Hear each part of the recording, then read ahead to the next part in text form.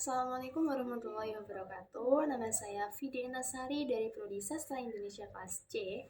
Di sini saya akan membacakan artikel puisi esai dengan judul Apa dan Mengapa.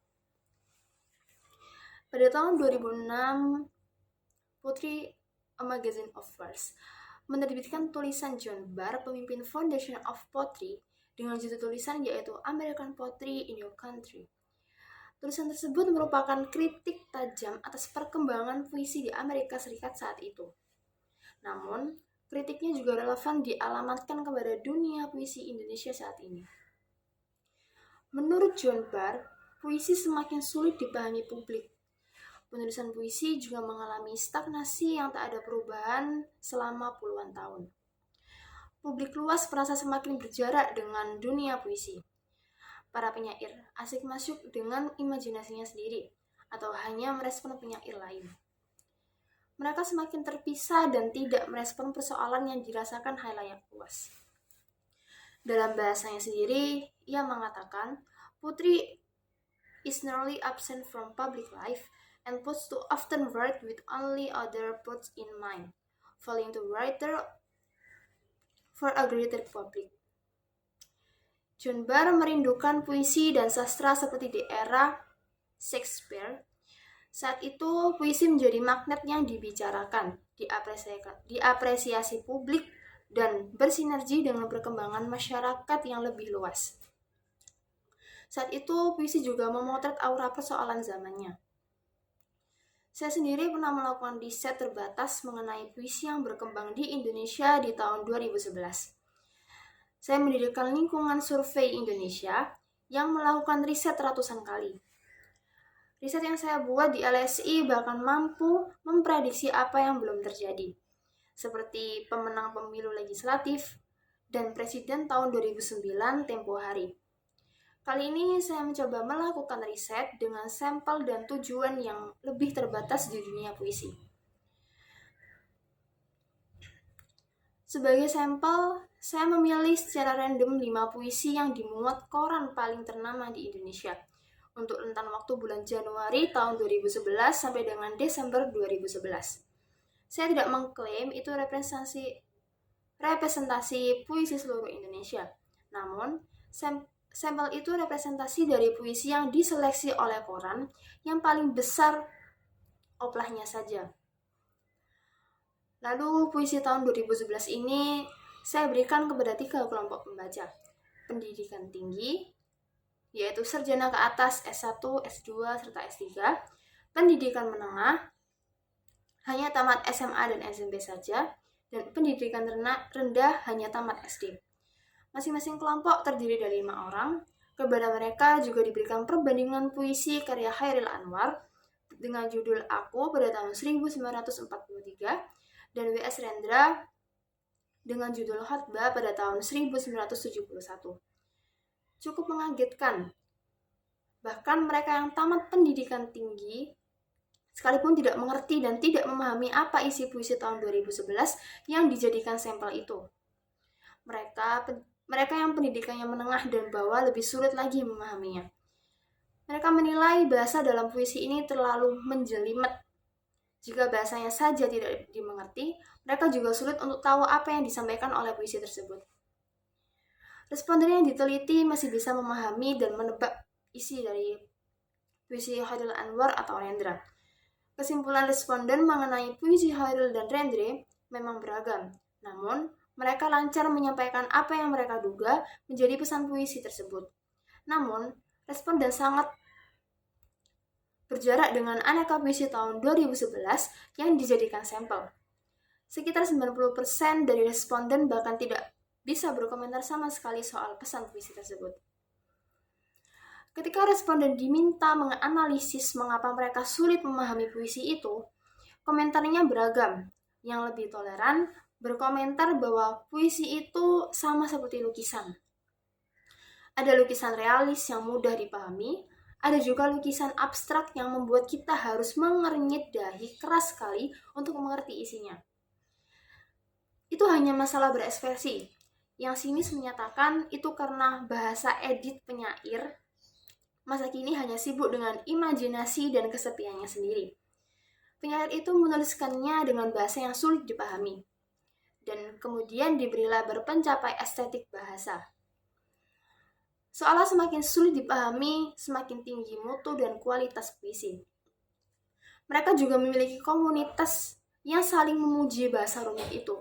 Lengkaplah mereka semakin terasing dari masyarakatnya yang lebih luas. Namun, baik yang toleran ataupun yang sinis mengidealkan puisi seharusnya bisa dinikmati oleh masyarakat luas dan menggunakan bahasa yang mudah dimengerti. Kutipan di atas adalah dua sumber yang layak didengar. Sumber pertama adalah pakar puisi, John Barr, memimpin yayasan yang menerbitkan majalah puisi ternama, yang kini majalah itu sudah berusia 100 tahun. Sumber kedua adalah publik luas yang diriset melalui sampel. Dua sumber itu sampai pada kesimpulan yang sama dan harapan yang sama. Mereka merindukan puisi yang lebih peduli kepada publik luas, di luar diri dunia para penyair itu sendiri. Mereka rindu dengan bahasa puisi yang lebih mudah dipahami publik luas. Ini memang era kebebasan berekspresi, keberagaman yang terhindari dan hadir di semua wilayah. Mulai dari agama, ideologi, sampai pada kesenian, selalu hadir spektrum warna-warni.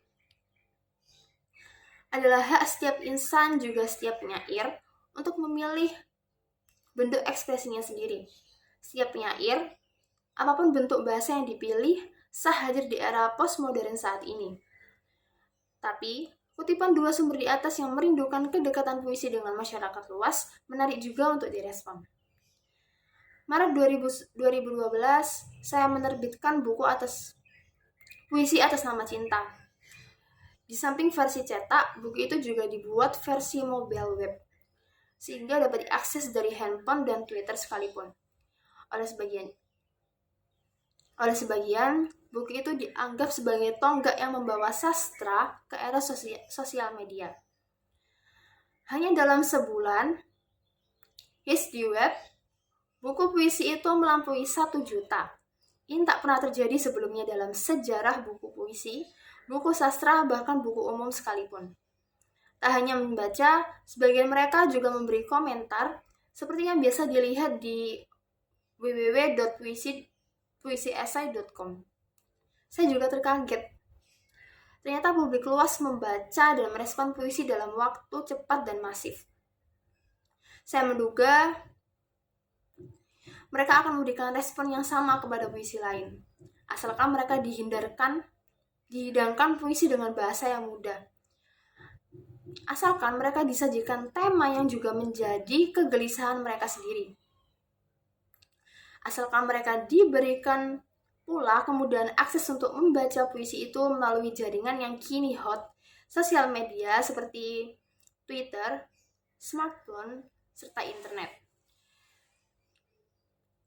Saya sendiri sebenarnya tidak berpretensi menjadi penyair, seperti yang saya tulis di bagian pengantar buku puisi itu. Saya juga sedang mencari bentuk lain agar kegelisahan sosial dan komitmen saya itu sampai ke publik dalam bentuk yang pas. Dalam perjalanan saya selaku penulis, saya pernah sampai ke aneka puncak gunung. Namun, aneka puncak gunung itu masih tak memadai untuk mengekspresikan anak batin saya yang satu ini. Saya juga mengekspresikan aneka isu sosial dalam bentuk makalah riset. Temuan riset melalui LSI itu saya publikasikan. Hasilnya sudah luar biasa. Di tahun 2011 sampai 2012, misalnya 10 hasil riset saya itu menjadi headline halaman 1 koran nasional, juga 10 kali berturut-turut.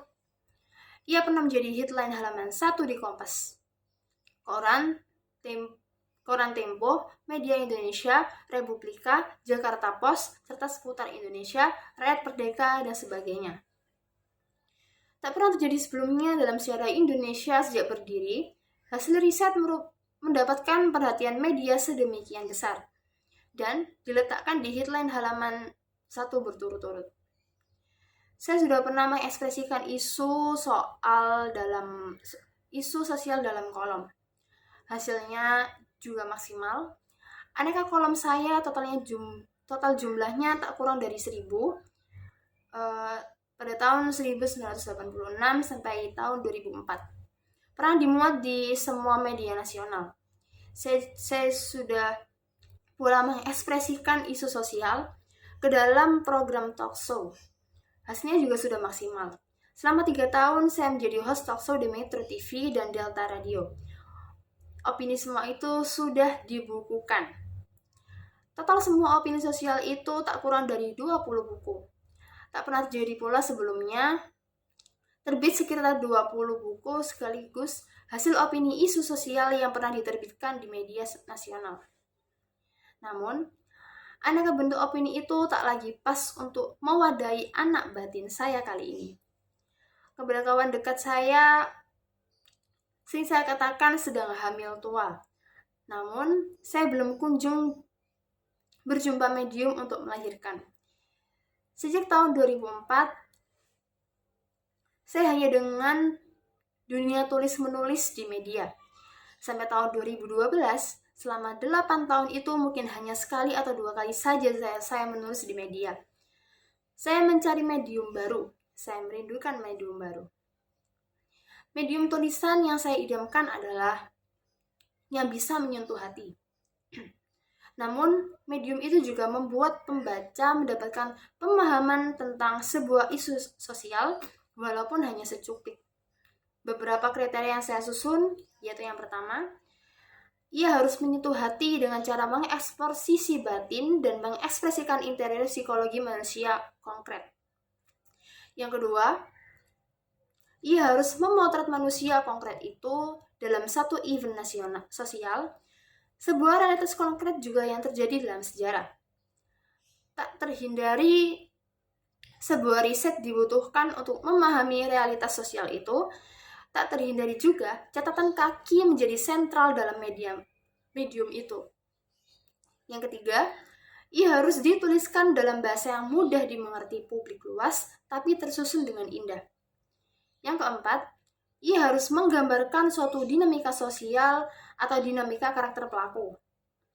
Tak terhindari medium itu menjadi panjang dan berbabak. 4 kebutuhan itu tak bisa dipenuhi dengan medium yang sekarang. Esai atau makalah, atau kolom jelas tidak mengekspor sisi batin manusia. Sementara, puisi yang ada juga tidak bercatatan kaki, hasil riset layaknya sebuah makalah. Saya mengembangkan medium sendiri yang kemudian disebut dengan puisi esai. Ini adalah puisi bercita-cita esai, atau esai yang dituliskan dalam bentuk puisi. Saya menyebutkannya dengan puisi esai. Lahirlah anak batin saya dalam format puisi esai.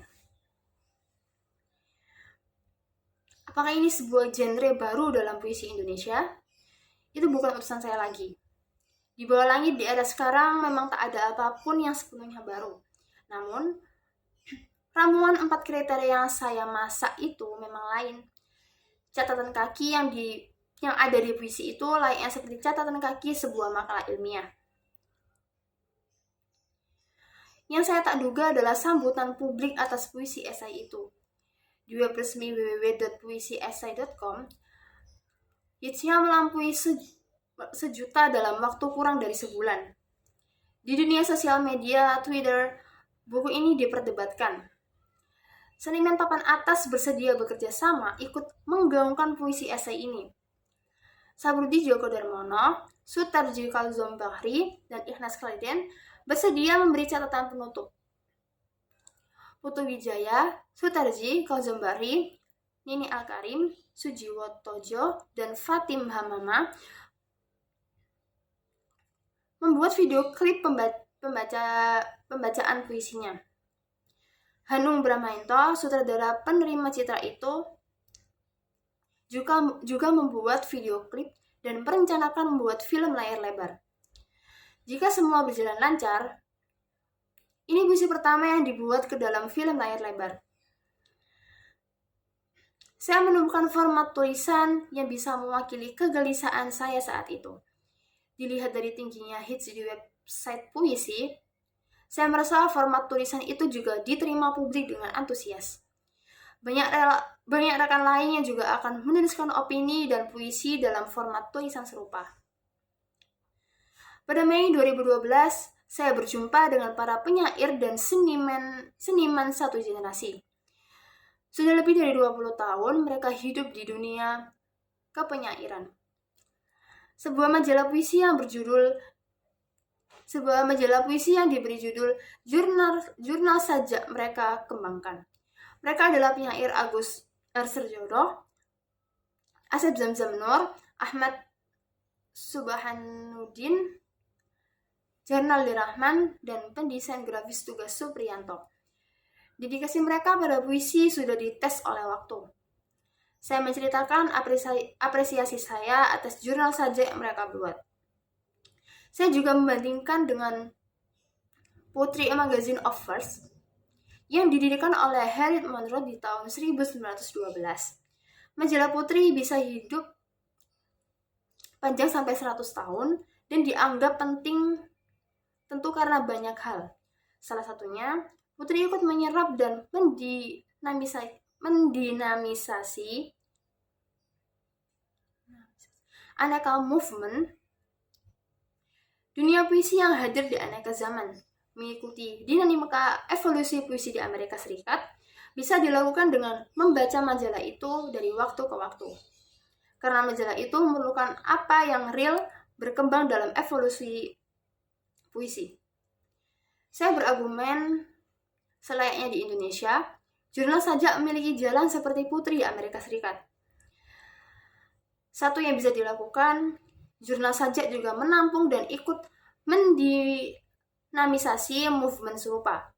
Idealnya, jurnal sajak versi Indonesia tak hanya memuat karya terbaik penyair, pemula, atau senior, tapi jurnal sajak juga aktif mendinamisasi kegairahan dan penyegaran dunia perpuisian Indonesia. Saya membayangkan puisi esai ini dapat menjadi awal untuk disentuh oleh jurnal sajak. Puisi esai potensial untuk dikemas menjadi sebuah movement juga. Sebelumnya dengan Ciputat School, saya dan kawan-kawan di sana juga bergerak di arah yang sama. Zuhairi, Gauss, Nofri, Enik, John, Elza, Ihsan, Ningdara, Budi, dan kawan lain di Ciputat School sudah terlebih dahulu ikut merintis menjadikan puisi esai sebagai movement, cara baru beropini, dan cara baru berpuisi. Gayung bersambut. Pertemuan dengan Agus R. Sarjono dan kawan-kawan membuat puisi esai berkelana ke tahap lanjut menjadi sebuah movement. Kesepakatan dibuat. Jurnal sajak ikut mendinamisasi movement itu dengan membuat lomba penulisan puisi esai untuk kalangan penyair dan publik yang luas. Ada kebutuhan baru. Saya selaku penggagas awal puisi esai harus merumuskan lebih detail apa yang puisi esai dan apa yang bukan puisi esai. Sebuah manifesto dan platform yang lebih tegas dibutuhkan. Platform puisi esai ini akan menjadi kriteria panitia dalam lomba itu. Bagi saya pribadi dan kawan-kawan, lomba itu hanya simulasi untuk mengembalikan puisi kepada khalayak luas. Lomba itu hanya simulasi untuk mengajak publik memotret realitas sosial dan mempuisikan. Lomba itu hanya simulasi untuk mengajak publik beropini lewat puisi. Bagus sekali. Jurnal sajak bersedia mengambil bagian dengan memberi ruang rubrik permanen bagi puisi esai itu. Apa itu puisi esai dan apa yang bukan puisi esai? Inilah platform puisi esai. Pertama, puisi esai mengeksplor sisi batin individu yang sedang berada dalam sebuah konflik sosial. Jika Budi jatuh cinta kepada Ani, itu saja belum cukup untuk menjadi sebuah puisi esai. Topik itu hanya menjadi puisi esai jika kondisinya diubah menjadi Budi jatuh cinta kepada Ani, tapi mereka berbeda agama atau berbeda kasta atau berbeda kelas sosialnya, sehingga menimbulkan satu problem dalam komunitas tertentu. Ayah dan anak yang saling bertengkar saja tak cukup untuk menjadi bahan sebuah puisi esai. Untuk menjadi puisi esai, kasus ayah dan anak itu harus masuk dalam sebuah setting sosial. Misalnya, sang ayah pembela Orde Baru, sementara anaknya pembela Orde Reformasi. Mereka saling menyayangi, namun harus berhadapan frontal karena memilih jalan politik yang saling bertentangan. Kedua, puisi esai menggunakan bahasa yang mudah dipahami. Semua perangkat bahasa seperti metafor, analogi, dan sebagainya justru bagus untuk dipilih. Namun diupayakan anak SMA sekalipun cepat memahami pesan yang hendak disampaikan oleh puisi. Puisi Chairil Anwar atau Rendra dapat dijadikan referensi dalam berbahasa. Puisi juga adalah medium komunikasi. Prinsip puisi esai, semakin sulit puisi itu dipahami oleh publik luas, semakin buruk puisi itu sebagai medium komunikasi penyair dalam dunia di luarnya. Jika kisah itu ditulis dalam bahasa yang sulit, walaupun dengan atas nama pencapaian estetik bahasa yang melawan spirit puisi esai. Sejak awal, puisi esai justru ingin mengembalikan puisi agar mudah dipahami publik luas. Pencapaian estetik tidak harus dengan bahasa yang sulit. Jika bahasa yang sulit dipahami, itu bukan pencapaian estetik, tapi ketidakmampuan penyair berkomunikasi dengan baik. Saya sendiri juga bisa menikmati lukisan yang tidak realis, seperti aliran surrealisme. Lukisan surrealis Salvador Dali, The Persistence of Memory, sangat saya nikmati ketika kuliah di Amerika Serikat. Sempat saya beli reproduksinya dan sering saya tatap ketika lelah membuat makalah ilmiah. Namun untuk ekspresi berbahasa, saya menganut paham lebih mudah dipahami dengan baik. Ketiga, puisi esai adalah fiksi. Boleh saja puisi itu memotret tokoh real yang hidup dalam sejarah. Namun realitas itu diperkaya dengan aneka tokoh fiktif dan dramatisasi. Yang dipentingkan oleh puisi esai adalah renungan dan kandungan moral yang disampaikan lewat sebuah kisah. Puisi semata potret akurat sebuah sejarah. Puisi esai memang bukan biografi atau potongan sejarah objektif. Benar bahwa dalam huru-hara Mei tahun 1998 ada kasus perkosaan terhadap gadis keturunan Tionghoa. Benar bahwa sejak peristiwa itu ada keluarga keturunan Tionghoa mengungsi ke mancanegara. Namun, tokoh Fang Yin dalam puisi esai saya, Sapu Tangan Fang Yin, adalah fiksi. Ia tokoh rekaan. Justru karena ia fiksi, penulis sangat bebas membuat dramatisasi agar lebih menyentuh dan lebih membuat kita lebih merenung. Benar bahwa terjadi peristiwa Cikausik di tahun 2011. Benar bahwa terjadi pertentangan antara Muslim garis keras dan Ahmadiyah. Namun, Romi dan Yuli dalam puisi esai saya, Romi dan Yuli dari Cikausik, adalah fiksi. Mereka dihadirkan untuk mendramatisasi isu diskriminasi sehingga mendapat pembelajaran kepada kita. Keempat, puisi esai tidak hanya lahir dari imajinasi penyair, tapi hasil riset minimal realitas sosial. Ia merespon isu sosial yang sedang bergetar di sebuah komunitas apapun itu. Isu sosial yang direkam bisa soal diskriminasi, pembaharuan agama, kemiskinan, huru-hara, dan 1000 isu lainnya. Walau puisi esai itu fiksi, tapi ia diletakkan dalam setting sosial yang benar. Ketika komunitas gay menyatakan bahwa seseorang bisa menjadi gay sejak bayi, cinta terlarang Batman dan Robin, argumen itu ditunjang publikasi yang memang ada rujukannya di dunia nyata. Ketika dalam puisi yang sama, Bambang menikah dengan seorang gay di sebuah gereja, itu juga diperkuat dengan referensi bahwa memang ada gereja khusus untuk menikahkan kaum gay. Catatan lelaki menjadi sentral dalam puisi esai. Catatan kaki itu menunjukkan bahwa fiksi ini berangkat dari fakta sosial.